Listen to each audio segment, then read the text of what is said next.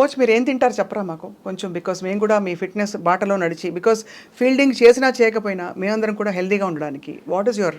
So జనరల్గా అయితే నేను కొంచెం కార్బ్స్ అవాయిడ్ చేస్తానండి. అందరూ ఇదే అంటారండి, అసలు మజా అంతా అందులోనే వస్తుంది. యాక్చువల్లీ ఏంటంటే ఇది మొన్న నేను ఏదో ఇంటర్వ్యూ చేశాను, మన రామ్ గోపాల్ వర్మ అన్నారు, మన తినేది తిండి ఆకలిస్తే తినాలి కానీ నచ్చితే తినడం అన్నట్టు. కొన్నిసార్లు ఏంటంటే నేను బోరింగ్ తిండి కూడా తినేస్తాను. Like what? So I eat lot of fibre, salad ఇవన్నీ తింటాను. ప్రోటీన్ కోసం నేను నాన్ వెజ్, చికెన్, ఎగ్స్ ఇవి కొంచెం తింటాను. బట్ కార్బ్స్ ఎంతైతే అంత అవాయిడ్ చేస్తాను అవసరం బట్టి. And other than that you workout obviously everyday, మీకు లైఫే వర్కౌట్ అసలు యాక్చువల్లీ. సో అందుకని ఏంటంటే మీరు అనుకోరు కానీ కొన్నిసార్లు నేను కూడా న్యూట్రిషనిస్ట్ పెట్టుకున్నారా? సో దట్ ఒక ఏజ్ వచ్చినాక certain times it's important to keep measuring your body. మన every body reacts for different things for different manner. So నేను మామూలుగా చేసి వాళ్ళు చూస్తారు, మాకు ఇస్తారు షెడ్యూల్. నేను I will keep reviewing it. Obviously నేనున్న మోస్ట్ ఫీల్డింగ్ కోచ్ కాబట్టి ఫిజికల్లీ నేను ఫిట్ ఉండడం చాలా ఇంపార్టెంట్. సో నేను ఫిట్నెస్ కూడా కొంచెం రెగ్యులర్ చేస్తుంటాను. మొన్న ఎంత అన్యాయం అండి, లాస్ట్ మినిట్ వరకు వచ్చి మన రెస్లరు. అది చాలా అది ఎక్కడో ఎగ్జాక్ట్గా నాకు రీజన్ తెలియదు, బట్ కొన్ని వెయిట్ కేటగిరీ అని చెప్పారు కదా డిస్క్వాలిఫై చేయడానికి. అట్లాంటి స్పోర్ట్లో కొన్నిసార్లు it just go by inches and I felt very sad for her. ఎందుకంటే పాపం అంత కష్టపడి వచ్చి she deserved it. But overall sports మనం దున్నేస్తున్నామండి వరల్డ్. అసలు చూడండి మనం ఎన్ని కేటగిరీస్లో కొత్తగా అసలు ఫెసిలిటీస్ కూడా సరిగ్గా లేని స్పోర్ట్స్లో ఎలా అందరూ ఇదుకుంటూ వచ్చేస్తారండి పిల్లలు, ఎంత ముచ్చటేస్తారు. అవేర్నెస్ అండి. కొన్నిసార్లు నేను మా జిమ్ఖానా గ్రౌండ్ ఉంది, వెనకాల ఫుట్బాల్ గ్రౌండ్ ఉంది, దాంట్లో అథ్లెట్స్ దొరుకుతుంటారు without goal in front, without nothing, but they keep working hard day in day out. నా ఉద్దేశంలో ఎంతో మన దగ్గర టాలెంట్ చాలా ఉంది, కొంచెం ఇన్ఫ్రాస్ట్రక్చర్, కొంచెం ఎంకరేజ్మెంట్ పెరుగుతున్న కొద్దీ సెల్ఫ్ బిలీఫ్ అనేది పెరుగుతుంది. ఎందుకంటే మీరు మీరు మెడల్స్ చూడండి, ఎవ్రీ ఇయర్ మనం కొంచెం పెంచుకుంటూ వెళ్తున్నాం different స్పోర్ట్లో.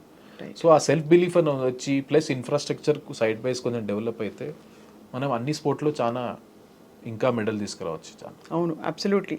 And people like your an inspiration, because A background లేకుండా కూడా మనం చేరుకోవాల్సిన చోటకి చేరుకోవచ్చు అని చెప్పి మీరు ప్రూవ్ చేశారు ఫర్ ద కంట్రీ. అది ఐఎమ్ బ్లెస్డ్. అండ్ యాక్చువల్లీ కొంచెం మనకు లక్ కూడా ఉండాలి, దేవుడు కూడా మనకు కలిసి ఉండాలి మన చోట్ల. కాకపోతే ఏంటంటే I always believe in simple thing is, నా చేతిలో ఉన్నది keep working hard and leave less to God. మన చేతిలో ఉన్నది మనమైతే 100% చేయాలని నేను ఆలోచిస్తాను. సో ఫైనలీ దిలీప్ గారు, I always had this doubt, ఒక టీమ్ స్పోర్ట్కి, ఒక క్రికెట్ మ్యాచ్కి రెడీ అవుతూ అక్కడ మ్యాచ్ బయట రెడీగా ఉంది, మనకి ఫీల్డ్లోకి వెళ్ళబోతున్నారు. క్రికెట్ టీం గ్రీన్ రూమ్లో ఏం చేస్తారు సార్? దేవుడికి మొక్కుతారా, లేకపోతే వాళ్ళందరూ కలిసి హగ్ చేసుకుంటారా, ఇట్లా అంటారా, అట్లా అంటారా, ఏముంటుంది? What happens in the green room just before the beginning of a match? Actually opposite అండి. అవునా? ఆపోజిట్ అవుతుంది. ఎందుకంటే మ్యాచ్ ముందట రోజు ఏం ప్రిపరేషన్ కావాలని అన్నీ చేసేస్తాం యాజ్ ఎ కోచ్గా. మేము టాక్టిక్, స్ట్రాటజీ ఏమైనా డిస్కషన్ చేసుకోవాలన్నా అన్నీ చేసుకుంటాం. On a match day it's players day, we take a back seat. ఎవరి ఇండివిజువల్ ప్రిపరేషన్ వాళ్ళకు ఉంటుంది. కొంతమంది కామ్గా ఉండాలనుకుంటారు, కొంతమంది వేరే వాళ్ళతో మాట్లాడాలనుకుంటారు, కొంతమంది లైట్లో వెళ్ళి బయట కూర్చోవాలనుకుంటారు. So everybody has different ways. So we take a back seat on that day. మీకేం కావాలనేది ప్రొవైడ్ చేస్తాం.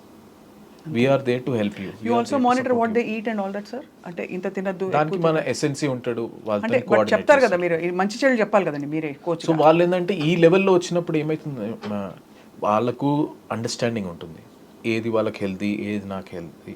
ప్లస్ ఇంకా మా ఎస్ఎన్సీ ఉంటారు, స్పోర్ట్స్ సైన్స్ టీం ఉంటుంది, వాళ్ళు అక్కడ పెట్టే బఫే వాళ్ళతో మాట్లాడి what is best for the team అనేది వాళ్ళు చూస్తారు. బాబోయ్, కానీ ప్రతిసారి అంత ఫేమ్ వచ్చి మామూలుగా ఊరికే రాదు. ప్రతి మ్యాచ్ ముందు the same round of tension అనండి, ప్రిపేర్డ్నెస్ అనండి, everything has to happen. So I think that is why we have to salute that people. ఈ కాలంలో ఎవరైతే 10 years ఆడారు, మీరు జస్ప్రీత్ బుమ్రాని తీసుకోండి, విరాట్ కోహ్లీని తీసుకోండి, రోహిత్ శర్మని తీసుకోండి, అశ్విన్ని తీసుకోండి, జడేజాని తీసుకోండి, ఎవరైతే ఈ 10 years ఆడిన క్రికెటర్స్ ఉన్నారో వాళ్ళని హ్యాట్స్ ఆఫ్ చెప్పాలి. ఎందుకంటే అన్ని ఫార్మాట్లో అంత ఈజీ కాదు. Day in day after keep performing in a country like where everybody expects you to perform every day and win every day. So వాళ్ళు 10 years ఆడారంటే నిజంగా సెల్యూట్ చెప్పాలి. Salute to all the sportsmen in the country, sports women in the country also, of course I include that, and salute to all the people who cross their barriers and who have reached like you have. Thank you. It's wonderful interaction with you Dilip garu. My pleasure అండి. మిమ్మల్ని తెలుసుకోవడం మాకు చాలా సంతోషంగా ఉంది ఇవాళ. నేను actually share చేసుకోవడం కూడా నాకు ఆనందమైంది, ఎందుకంటే దీనిలో చూసి చాలా తెలుగు వాళ్ళు బిలీవ్ చేయాలి ఏంటంటే తెలుగు అనేది బ్యారియర్ కాదు. మనం బిలీవ్ చేసి it's all about end of the day అక్కడికి వెళ్ళినాక మన స్కిల్లే పనిచేస్తుంది. ఏదో కొంచెం పాలిటిక్స్, రీజనల్ పాలిటిక్స్ అవన్నీ అంటారు కదండి, అవన్నీ నిజంగా అదంటారా క్రికెట్లో? Any sport for that matter. ఒకటి చెప్పాలంటే ఎవ్రీ ఆర్గనైజేషన్ ఒక సిస్టమ్ ఉంటుందండి, ప్రతి ఒక్క సిస్టమ్. ఇప్పుడు నేను ఆ డెసిషన్ మేకింగ్ పోస్ట్లో లేను, అడ్మినిస్ట్రేషన్ ఎలా నడవాలి అనేది. అవును. కాకపోతే ఒకటి చెప్తాను, మీరు కష్టపడి హార్డ్ వర్క్ చేసి కన్సిస్టెంట్గా మీరు పర్ఫామ్ చేసి keep doing it, your chances will come. అంతే, డెఫినెట్లీ వస్తుంది. దానికి మీకు వేరే దానికి సంబంధమే లేదు, కానీ చేస్తుండాలి. ప్యారలల్గా మీరు చదువుకున్నారు, అలా చదువుకోమని చెప్తారా పిల్లలకి? క్రికెటే లైఫ్ అని పెట్టేమని చెప్తారా? నా ఉద్దేశంలో ఒక స్టేజ్ వచ్చినాక, especially once you have reached around 20 years, ఆ 20-21 వచ్చినాక మీకు సెకండ్ ఆప్షన్ అనేది ఉండాలి డెఫినెట్లీ. ప్లస్ మీరు ఎంత క్రికెట్లో ఎక్సెల్ అయినా కొంచెం చదువు బ్యాక్గ్రౌండ్ ఉంటే అడ్వాంటేజ్ ఏంటంటే you will handle many things well. అది ఇప్పుడు రేపు ఎల్లుండి మీకు ఇంటర్వ్యూ చేయాల్సి వస్తుంది, ఎక్కడైనా మాట్లాడాల్సి వస్తుంది, మీ general lifestyle, how you behave with others, ఇవన్నీ కొంచెం ఎడ్యుకేషన్ హెల్ప్ చేస్తుంది. నన్ను అడిగితే డెఫినెట్లీ ఒక ఎడ్యుకేషన్ అనేది చాలా important along with cricket. Only ఏంటంటే ఆ బ్యాలెన్స్ చేయాలి. నేను క్రికెట్ ఆడుతున్నాను చదువుకోలేకపోతున్నాను అనేది excuse, but if you manage your time really well you can do both. మన వాళ్ళందరూ బాగా చదువుకున్నారు కదండి, all are cricketers are all. మీరు కుంబ్లే చూడండి, శ్రీనాథ్ చూడండి, రాహుల్ ద్రావిడ్ చూడండి, అందరూ చదువుకున్న వాళ్ళు. అవును. సో ఆ బ్యాలెన్స్ చేసుకోవాలి, మెయిన్ ఇంపార్టెంట్. ఎందుకంటే ఎడ్యుకేషన్ చాలా ఇంపార్టెంట్. మీ ఆల్ టైమ్ ఫేవరెట్ ఎవరు sir? Before we wind up, last question. All time favourite as a player cricketer ఒక్క పేరే. నాకైతే ఇష్టం, చిన్నప్పటి నుంచి నేను చూసింది ఏంటంటే సచిన్ టెండూల్కర్ అండి. అవునా? నాకు చాలా ఇష్టం, ఎందుకంటే నేను ఇంట్లో పోస్టర్లు పెట్టుకొని చూసేటోని. ఎందుకంటే టీవీలో అప్పుడు వన్ డే క్రికెట్ వస్తుండే కదా. అవునవును. నేను సచిన్ టెండూల్కర్ ఎందుకు నేను అప్పుడు గ్రేట్ అనుకుంటున్నానంటే, అప్పుడు ఇంతమంది ప్లేయర్ లేకపోతుండే.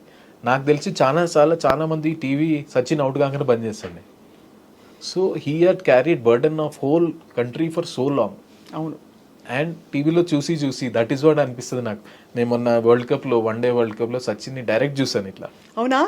అనిపించింది సో థ్రిల్. కలిసి ఫోటో దిగాను, అది లైక్ ఫ్రేమ్ ఫోటో అనుకోవాలి lifelong. So it was so special to me. నా ఉద్దేశంలో నేను ఎప్పుడైతే స్టార్ట్ చేశానో cricket, for me Sachin Tendulkar was the icon. అంటే for people who know cricket or don't know cricket, ఒక ప్రాడిజీకి ఉండవలసిన లక్షణాలు సచిన్ గారిలో కనిపిస్తాయి. ఐ డోంట్ నో, మీరు ప్లేయింగ్ పాయింట్ ఆఫ్ వ్యూ నుంచి మీలాంటి ఎక్స్పర్ట్స్ చెప్పాలి sir. But for all of us, చాలామంది గ్రేట్ ప్లేయర్స్ ఉన్నా కూడా సచిన్ టెండూల్కర్ గారు అనగానే ఒక అదే అండి, ఆయన అవరా మెయింటైన్ చేశారు. ప్లస్ ఏంటంటే ఆ రెస్పెక్ట్ కూడా ఏంటంటే ఎన్నో టఫ్ మ్యాచ్లు ఆయన గెలిపించాడు, సింగిల్ హ్యాండెడ్గా పర్ఫామ్ చేశాడు, డిఫరెంట్ కంట్రీలో ఆడాడు, plus over a long period. ఇవంతా సక్సెస్ అయిపోయినాక కూడా when you meet as a human being, he has a very down to earth. అదే, he maintained himself so well. అట్లా అనుకోవచ్చు. I just wonder what makes a cricketer retire. నేను retire అవుతా ఎందుకు చెప్తారా? ఏజా, లేకపోతే ఇంకా చాలా ఎబ్బా అనిపిస్తుందా? అంత మంచిగా ఆడుతూ ఎందుకు రిటైర్ అవుతారు అసలు? ప్రతి ఒక్కళ్ళ బాడీ వాళ్ళకే తెలుస్తుందండి. ఎందుకంటే ఒక ఇంటర్నేషనల్ ఆడాలంటే ఆ లెవెల్ ఎక్స్పెక్టేషన్స్ వేరే ఉంటాయండి.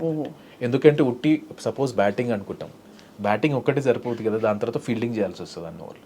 So everybody knows their body so well, వాళ్ళకి తెలుస్తుంది ఏ time which is I'm I able to give my 100% to the team అని తెలుసుకోవాలి. నాట్, వాళ్ళకి తెలుస్తుంది. That's when they take that decision. Oh, now it's clear. అందులో ఫీల్డింగ్ అంటే మరి చాలా స్టామినా కావాలి. కొంతమంది అనుకుంటారంటే ఓవరాల్ గా ఎప్పుడైతే వాళ్ళకి అనిపిస్తుంది. So that is why they take that. But anyway, మీరు you are on a path which will last for while. మీరు కోచ్గా ఉన్నారు. We wish you all the very very best sir, for India and for the entire team and for the entire nation. Thank you so much అండి. Thank you for joining us today ఐ డ్రీమ్లో ఎక్స్క్లూజివ్గా. It's my pleasure always. Thank you sir.